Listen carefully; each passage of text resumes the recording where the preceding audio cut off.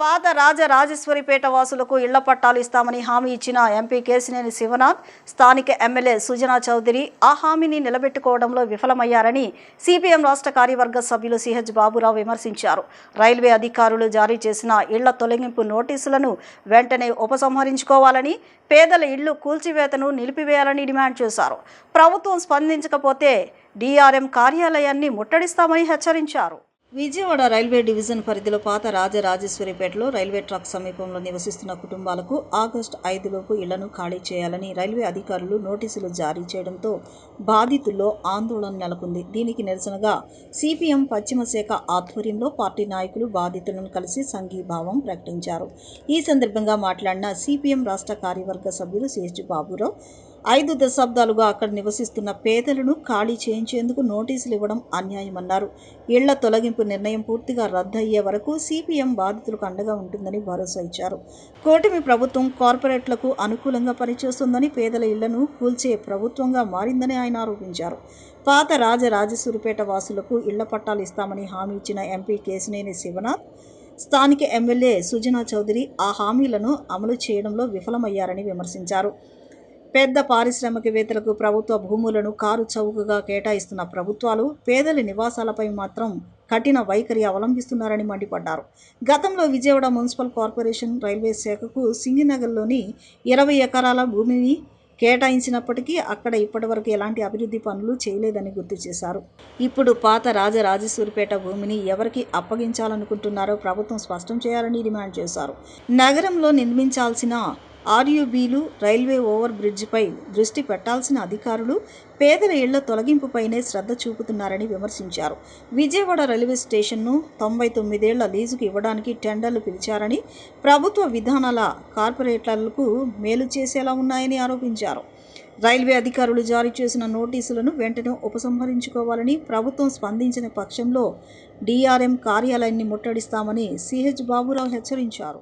కూటమి ప్రభుత్వం ఇళ్లు లేని పేదలకి ఇళ్ళు ఇస్తాం, సెంటు కాదు 2 సెంట్లు ఇస్తాం అని మాట ఇచ్చారు. మోడీ గారు దేశంలో అందరికీ ఇళ్ళు అన్నారు. ఇప్పుడు ఈ ప్రభుత్వం ఎలా మారింది? కూటమి ప్రభుత్వం అంటే కొంపలు గుల్చే ప్రభుత్వం లాగా మారిపోయింది. విజయవాడ రాజరాజేశ్వరిపేటలో 50 ఏళ్ల నుండి బతుకుతున్నటువంటి వాళ్ళకి ఆగస్టు 5వ తేదీ లోపల ఖాళీ చేయాలని అందరి ఇళ్లకి నోటీసులు అంటించారు. ఎన్నికల ముందు ఎమ్మెల్యే సుజనా చౌదరి గారు కానీ, ఎంపీ కేసినేని చిన్ని గారు కానీ ఏం మాట ఇచ్చారు? కూటమి తరపున మమ్మల్ని గెలిపించండి, మీ ఇళ్ళు నిలబెడతాం, పట్టాలు ఇస్తామని చెప్పారు. ఇవాళ రైల్వే స్థలాలని ఇళ్లను కూల్చేస్తామంటే జీవితాలను నాశనం చేయడం తప్ప ఇంకోటి కాదు. మాట తప్పింది ప్రభుత్వం, నమ్మక ద్రోహం చేసింది ప్రభుత్వం. రైల్వే వాళ్ళకి ఎందుకు ఈ స్థలాలు తీసుకుని అమ్ముకోవటానిక, పెద్దవాళ్ళకి కట్టబెట్టడానిక? దేశంలో ఉన్న రైల్వే స్థలాలన్నింటినీ కూడా ప్రైవేట్ వాళ్ళకి లీజుకి ఇస్తా ఉన్నారు.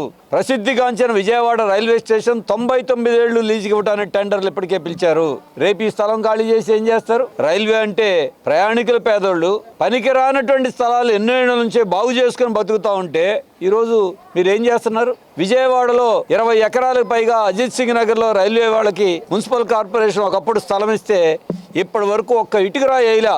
ఆ రైల్వే స్థలంలో ఉన్న స్థలాలన్నీ గాలి కొదిలేశారు. ఇప్పుడు ఇంకా స్థలాలు కావాలని చెప్పి మీరు మాటలు చెప్తున్నారు. అభివృద్ధి కార్యక్రమాలు రైల్వేకి పట్టవు. విజయవాడలో ఎన్ని ఫ్లైఓవర్లు కావాలి, కానీ ఆ ఫ్లైఓవర్ మాత్రం పట్టించుకునే దిక్కు లేదు. ఇప్పుడు స్థలాలని కబ్జా చేయడానికి, పేదవాళ్ళని కూల్చేయడానికి ప్రయత్నం చేస్తూ ఉన్నారు. ఇది మాట తప్పింది ప్రభుత్వం. ఇప్పటికైనా సరే ఈ నోటీసులని ఉపసంహరించి ఇళ్ళు నిలబెట్టి వాగ్దానం చేసినట్టు పట్టాలు ఇవ్వాల్సిన బాధ్యత ఈ ప్రభుత్వం మీద ఉంది, ప్రజాప్రతినిధుల మీద ఉంది. అంతేకాదు అద్దెలుకున్న వాళ్ళకి మీరన్నది ఈ 2 ఏళ్లలో ఒక్క స్థలం కూడా సేకరించాల. పెద్దవాళ్ళకి మాత్రం 99 పైసలుగా ఎకరం భూమి ఇస్తానని లోకేష్ గారు చెప్తారు. ఆయన సొంత భూమా? పెద్దోళ్ళకేను 99 పైసలకి ఎకరాలు ఇస్తారా కార్పొరేట్ కంపెనీలకి? పేదోళ్ళకి 50 ఏళ్ళ నుండి 25 గజాలు 30 గజాల్లో వాళ్ళు ఇల్లు వేసుకుని వాళ్ళు బతుకుతూ ఉంటే ఇవి మాత్రం ఖాళీ చేయాలా? ఇది పెద్దల ప్రభుత్వమా లేదు కార్పొరేట్ల ప్రభుత్వమా? అందుకే ఈ రాజరాజేశ్వరిపేట ఇళ్లను నిలబెట్టాల్సిన బాధ్యత ప్రభుత్వాన్ని, ప్రజాప్రతినిధులే. నోటీసులు ఉపసంహరించుకోకపోతే మాత్రం రైల్వే డిఆర్ఎం కార్యాలయాన్ని ముట్టడిస్తాం. అంతేకాదు ప్రజాప్రతినిధులు నిలదీయటానికి కూడా ప్రజలు సిద్ధంగా ఉన్నారు.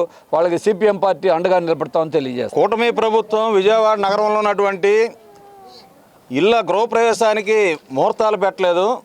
కానీ ఇల్లు కూల్చేదానికి విజయవాడలో ఉన్నటువంటి పాత రాజరాజేశ్వరిపేట 600 ఇళ్ళకి కూల్చేదానికి ఆగస్టు 5వ తేదీ ఉదయం 7 గంటలకి కూలుస్తున్నాం అని ఇంటింటికి పత్రాలు అంటించారు. గత సంవత్సరంలో ఇక్కడ ఉన్నటువంటి ఇదే ప్రాంత ప్రజలకి ఇదే రైల్వే అధికారులు అప్పుడు కూడా నోటీసులు అంటించి మీ ఇల్లు కూల్చబోతున్నాం ఖాళీ చేయండి అంటే ఆ రోజు ప్రజలు ఆందోళన చేసినప్పుడు ఎంపీ గారు వచ్చి మీకు పట్టాలు ఇచ్చే కార్యక్రమం చేస్తాం, ఇక నుంచి నోటీసులు రావని చెప్పారు. మరి పట్టాలు ఇస్తామని చెప్పినటువంటి ఎంపీ గారు ఇప్పుడు నోటీసులు ఎలా పంపించారు? ఇల్లు కూలుస్తామని ముహూర్తాలు ఎలా పెట్టారు? ఇక్కడ ఉన్నటువంటి పశ్చిమ నియోజకవర్గ ఎమ్మెల్యే సుజనా చౌదరి గారు మాది డబుల్ ఇంజిన్ సర్కార్, మేము ఏదైనా చేస్తాం, విజయవాడ పశ్చిమ నగరాన్ని ప్రపంచంలో మరి అభివృద్ధిలో ముందుకు తీసుకెళ్లేలాగా చేస్తామని చెప్పి నెంబర్ 1 స్థానం నాకు వచ్చిందని చెప్తున్నారు. ఇల్లు కూల్చడంలోనా మీకు నెంబర్ 1 స్థానం వచ్చేది? ఇక్కడ పాత రాజరాజపేట కొత్త రాజరాజపేట సంబంధించినటువంటి వేలాది మంది ప్రజలు మరి అండర్ బ్రిడ్జి లేక ఆర్యూబీ లేక రోజుల తరబడి సంవత్సరాల తరబడి ఇబ్బంది పడుతున్నారు. దాని మీద చూపించండి మీ శ్రద్ధ. ఇల్లు కూల్చడం మీద కాదు మీరు చూపించాల్సింది. ఇల్లు లేని వాళ్ళకి ఇల్లు ఇచ్చే కార్యక్రమం చేయండి, ఉన్న ఇల్లును కూల్చే కార్యక్రమం కాదు. ఈ పద్ధతుల్లో ఇల్లు కూల్చడం అంటే ఈ విజయవాడ పశ్చిమ నగరంలో పేదల యొక్క అభివృద్ధిని ధ్వంసం చేయడమే. గత 50 సంవత్సరాలుగా ఇక్కడ ఉన్నటువంటి చెరువుల్ని, ఇక్కడ ఉన్నటువంటి మురికి కూపాలని ఎంతో అభివృద్ధి చేసుకొని ఈరోజు సిమెంట్ రోడ్లు, అండర్గ్రౌండ్ డ్రైనేజీలు, వాటర్ సప్లై లైన్లు, కరెంటు విద్యుత్ స్తంభాలు ఇంత అభివృద్ధి చేసుకున్న తర్వాత ఈ ఇల్లు కూలుస్తారా? ఎవరి కోసం? ఎవరి ప్రయోజనాల కోసం? మీరు పేదల ప్రభుత్వమా, కార్పొరేట్ కంపెనీల ప్రభుత్వమా? ఇప్పటికైనా ఈ ప్రభుత్వం పట్టాలు ఇచ్చి వీళ్ళ బతుకుకి భరోసా ఇవ్వాలి, పేదల ఇళ్ళకి రక్షణ కల్పించాలి.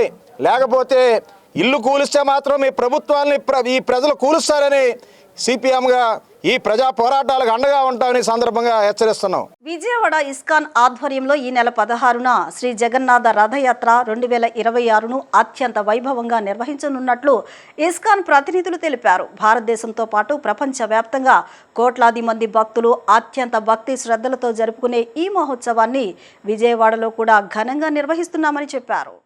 రథయాత్రలో శ్రీ జగన్నాథ స్వామి, బలరాముడు, సుభద్రాదేవి ఉత్సవ విగ్రహాలను ప్రత్యేకంగా అలంకరించిన రథాలపై నగర వీధుల గుండా ఊరేగిస్తామని వెల్లడించారు. భజనలు, హరినామ సంకీర్తనలు, సాంస్కృతిక కార్యక్రమాలు, చిన్నారుల కోసం ప్రత్యేక ఆకర్షణలు, మహాప్రసాద పంపిణీ వంటి ఏర్పాట్లు చేసినట్లు తెలిపారు.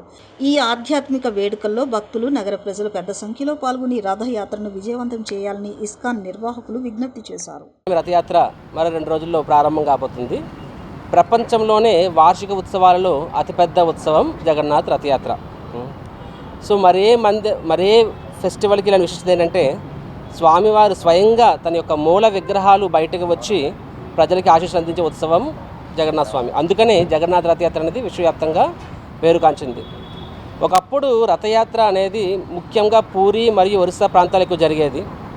కానీ ఇస్కాన్ సంస్థాపకాచార్యులు శ్రీల ప్రభుపాదుల వారి యొక్క విశేష కృషితో ఈరోజు ప్రపంచవ్యాప్తంగా 700 పైచలకు రథయాత్రలు జరుగుతున్నాయి. ఒక్క భారతదేశంలోనే 450 పెద్ద రథయాత్రలు జరుగుతున్నాయి. చెప్పాలంటే మన ఇస్కాన్ విజయవాడ మన ఆధ్వర్యంలోనే 6 రథయాత్రలు జరుగుతున్నాయి 9 రోజుల్లో.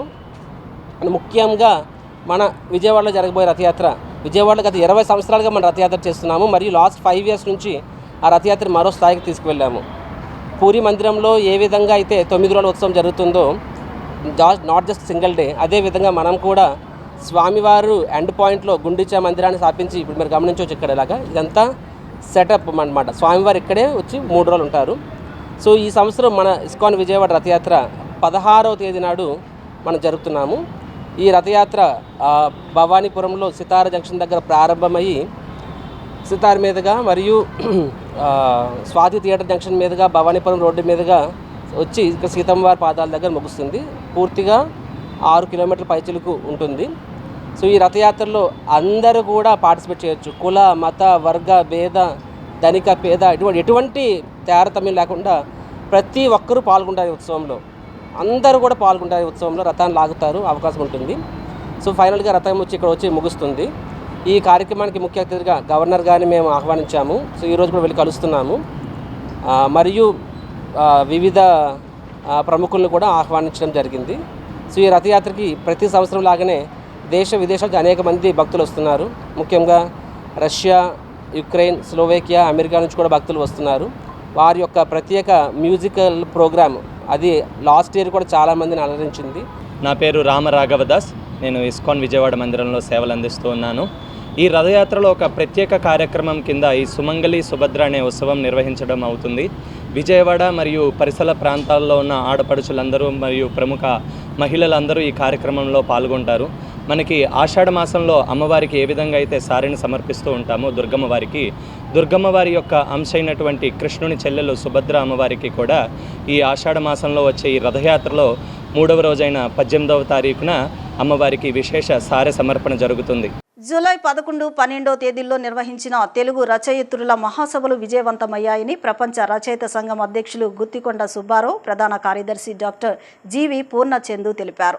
2 రోజుల పాటు జరిగే సదస్సు క్రమశిక్షణాయుతంగా జరిగాయని, మహిళల పట్ల అనుచితంగా ప్రవర్తించడం, మాట్లాడడం వంటివి చేసే ప్రజాప్రతినిధులను ఆ పదవికి అనర్హులుగా ప్రకటిస్తూ బలమైన చట్టాలను తీసుకురావాలని కేంద్ర రాష్ట్ర ప్రభుత్వాలకు సభా వేదికగా తీర్మానం చేసినట్లు వెల్లడించారు. జూలై 11, 12 తేదీల్లో నిర్వహించిన తెలుగు రచయిత్రుల మహాసభలు విజయవంతమయ్యాయని ప్రపంచ రచయిత సంఘం అధ్యక్షులు గుత్తికొండ సుబ్బారావు, ప్రధాన కార్యదర్శి డాక్టర్ జీవి పూర్ణచందు తెలిపారు. ఈ మేరకు కేపీఎన్ కళాశాలలో ఏర్పాటు చేసిన విలేకరుల సమావేశంలో వారు మాట్లాడుతూ, ప్రపంచ రచయిత సంఘం, కృష్ణా జిల్లా రచయితల సంఘం సంయుక్త ఆధ్వర్యంలో జరిగిన ఈ సభలో పలు తీర్మానాలు చేసినట్లు వెల్లడించారు.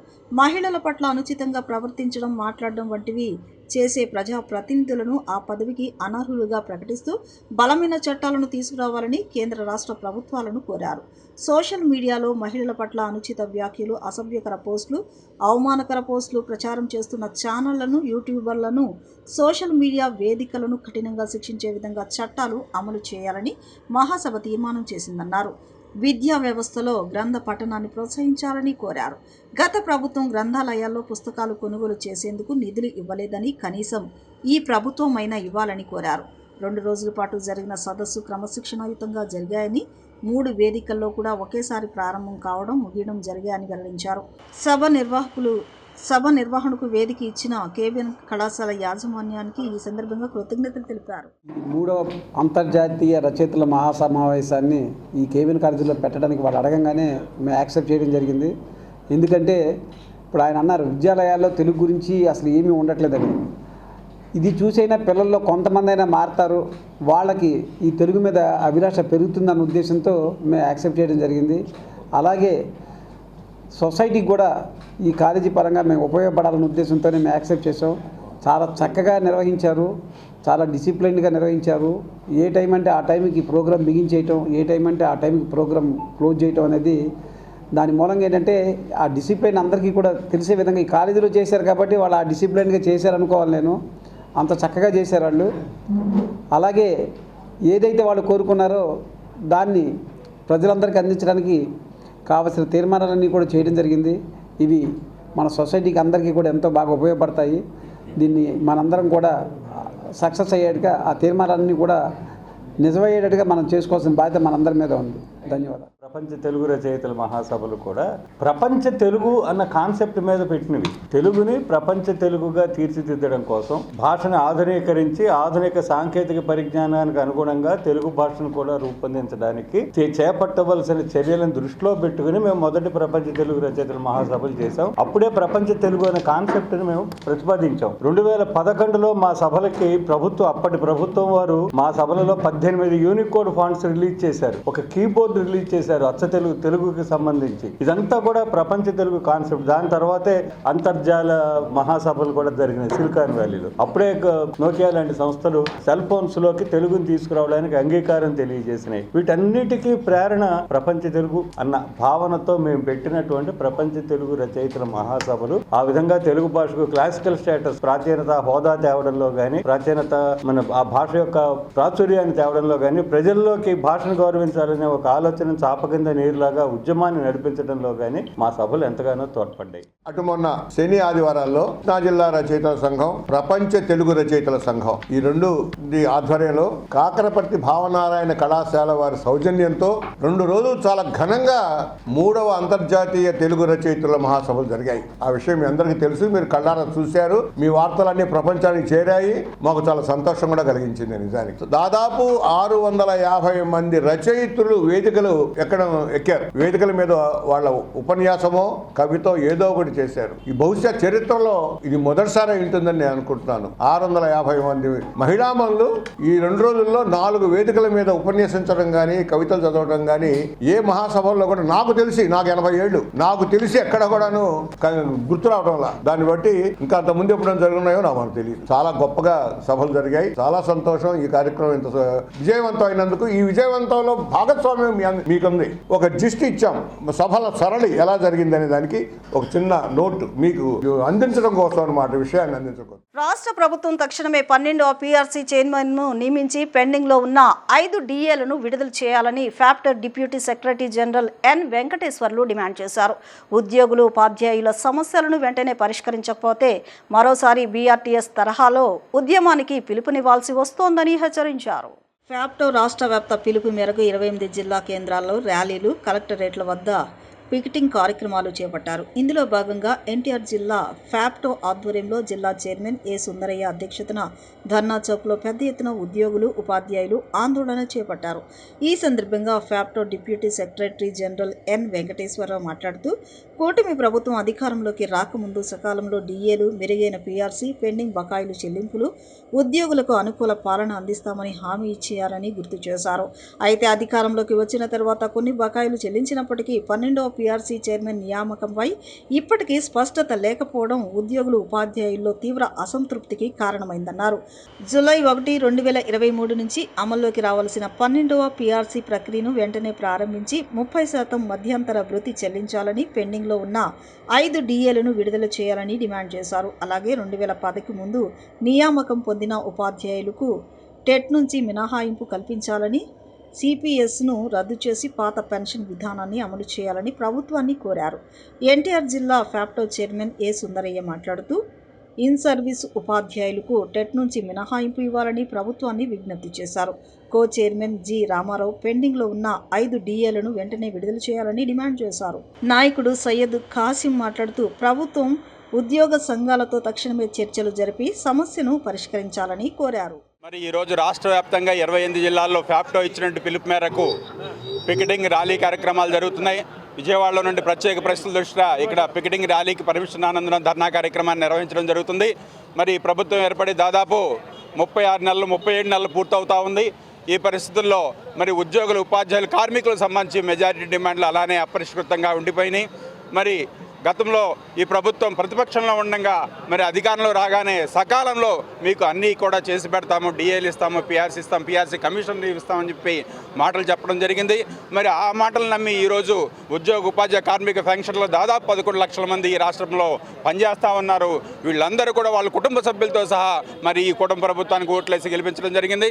అలాంటి పరిస్థితుల్లో మరి ప్రభుత్వం వచ్చాక ఈరోజు అన్ని డిమాండ్లు మర్చిపోయి, ఉద్యోగ, ఉపాధ్యాయుల యొక్క సంక్షేమాన్ని మర్చిపోయి మరి ఒక్క డిమాండ్ను కూడా నెరవేర్చకుండా కనీసం మాకు రావాల్సిన డిఏలు ఏవైతే ఉన్నాయో గత 3 సంవత్సరాల నుంచి పెండింగ్ డిఏలు 5 పెండింగ్ డిఏలు ఉన్నాయి. 5 పెండింగ్ డిఏలు కూడా చెల్లించలేదు.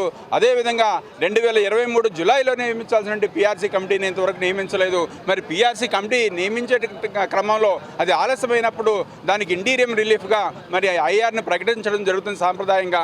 కానీ ఆ ఐఆర్ కూడా ఈ 36 నెలల నుంచి మరి ఇవ్వడం జరగలేదు. మరి ఈ మధ్యకాలంలో ప్రభుత్వ ఉపాధ్యాయులకి ప్రత్యేకంగా టెట్ అనేది ఒక ఉపాధ్యాయ అర్హత పరీక్ష అనేది క్వాలిఫై అవ్వాలని చెప్పేసి ప్రభుత్వం చెప్తా ఉంది.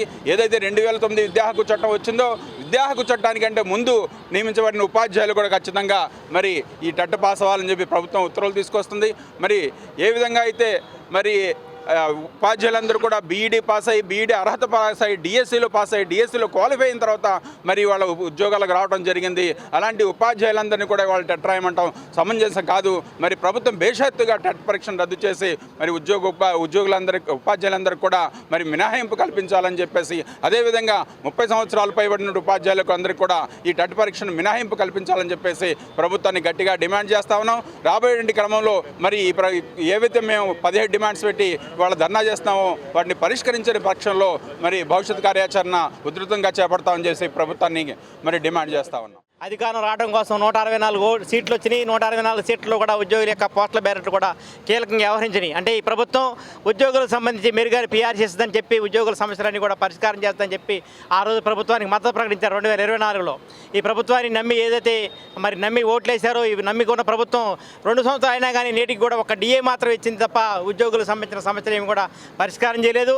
ఇవాళ ఉద్యోగులకు సంబంధించిన 5 డిఏలు పెండింగ్లో ఉన్నాయి. 5 డిఏలు పెండింగ్లో ఉన్నాయి. దాదాపు 2025 నుంచి 2024 నుంచి కూడా డిఏలు పెండింగ్లో ఉన్నాయి. 24, 25, 26 డిఏలు పెండింగ్లో ఉన్నాయి. ఈ 5 డిఏలు వెంటనే చెల్లించాలని చెప్పి ప్రభుత్వాన్ని ప్యాప్టో ఎన్టీఆర్ జిల్లా తరఫున డిమాండ్ చేస్తున్నాం. అదేవిధంగా ఉద్యోగులకు సంబంధించిన పీఆర్సీ కమిటీకి సంబంధించిన కమిషనరు నేటికి కూడా కుర్చీలో కూర్చొని పరిస్థితుంది. వెంటనే పీఆర్సీ సంబంధించి 12వ పీఆర్సీ కమిటీ చైర్మన్ని కమిషనర్ని అయితే 2024లో నియమించారు. కానీ నేటికి కూడా కమిషనర్ సంబంధించిన కమిషనర్ అయితే నియామకం జరగలేదు. కాబట్టి కమిషనర్ని వెంటనే నియమించి 30% మధ్యంతర వృద్ధిని కూడా ఈ ప్రభుత్వం ప్రకటించాలని చెప్పి ప్రభుత్వాన్ని డిమాండ్ చేస్తున్నాం.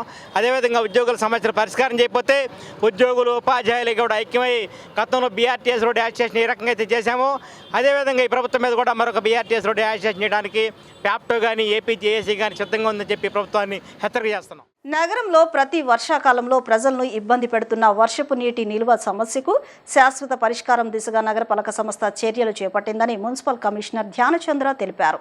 నగరంలో పలు సమస్యాత్మక ప్రాంతాలను పరిశీలించిన ఆయన నీటిపారుదల వ్యవస్థను బలోపేతం చేసేందుకు బాక్స్ కల్వర్ట్ల నిర్మాణ పనులు వేగవంతంగా కొనసాగిస్తున్నామని చెప్పారు. ఈ పనులు పూర్తయితే పలు కాలనీల్లో వర్షపు నీటి నిల్వలు గణనీయంగా తగ్గుతాయని వెల్లడించారు. నగరంలో ప్రతి వర్షాకాలంలో ప్రజలను ఇబ్బంది పెడుతున్న వర్షపు నీటి నిల్వ సమస్యకు శాశ్వత పరిష్కారం దిశగా నగరపాలక సంస్థ చర్యలు చేపట్టిందని మున్సిపల్ కమిషనర్ ధ్యానచంద్ర తెలిపారు. నగరంలో పలు సమస్యాత్మక ప్రాంతాలను పరిశీలించిన ఆయన నీటిపారుదల వ్యవస్థను బలోపేతం చేసేందుకు బాక్స్ కల్వర్ట్ల నిర్మాణ పనులు వేగవంతంగా కొనసాగిస్తున్నామని చెప్పారు. ఈ పనులు పూర్తయితే పలు కాలనీల్లో వర్షపు నీటి నిల్వలు గణనీయంగా తగ్గుతాయని వెల్లడించారు.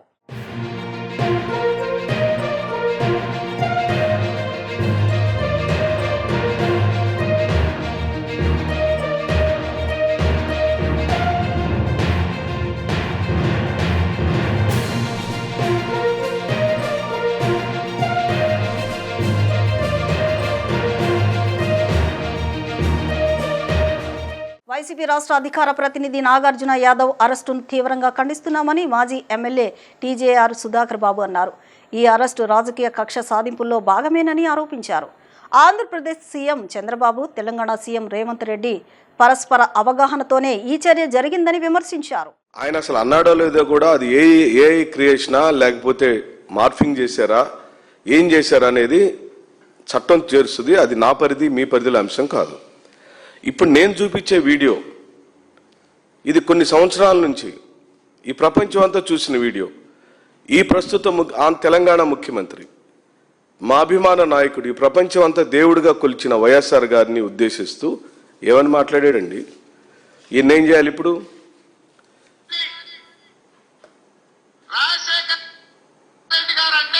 తెలుగుదేశం పార్టీని ఫినిష్ చేస్తా అని రాజశేఖర్ రెడ్డి గారు అంటే 48 గంటలు తిరిగే లోపల పావురాల గుట్టలో పావురమ ఎక్కడికి పోయిందో కూడా ఈ రోజుకి అడ్రస్ లేదు. తెలుగుదేశం పార్టీని ఫినిష్ చేస్తా అని రాజశేఖర్ రెడ్డి గారు అంటే 48 గంటలు తిరిగే లోపల పావురాల గుట్టలో పావురమ ఎక్కడికి పోయిందో కూడా ఈ రోజుకి అడ్రస్ లేదు. మరి ఈయన ఒక ముఖ్యమంత్రి స్థాయికి ఎదిగిన ప్రస్తుత ముఖ్యమంత్రి. నాగార్జున యాదవ్ ఏమో ఇంకా ఎక్కడికి కూడా ఎదగని ఓ కుర్ర వయస్సు యువనాయకుడు. పిల్లకాయలు టెలివిజన్ డిబేట్లలో ఏదో ఒకటి విషయాన్ని మాట్లాడితే టెలివిజన్ డిబేట్ల ఆధారంగానే మనం కనుక శిక్షాస్మృతిని అమలుపరిచే పని అయితే, చట్టాన్ని మనం అమలుపరిచే పని అయితే, కేసులు కట్టే పని అయితే ప్రతిరోజు ప్రతి డిబేట్లో ఒక 10 కేసులు పెట్టవచ్చు. మనం ఏది కేసు పరిగణలోకి తీసుకోవాలి, దేన్ని కేసుగా పరిగణించాలి, ఏది నేరంగా భావించాలనే అంశం కనీస స్పృహ ఉండట్లేదు.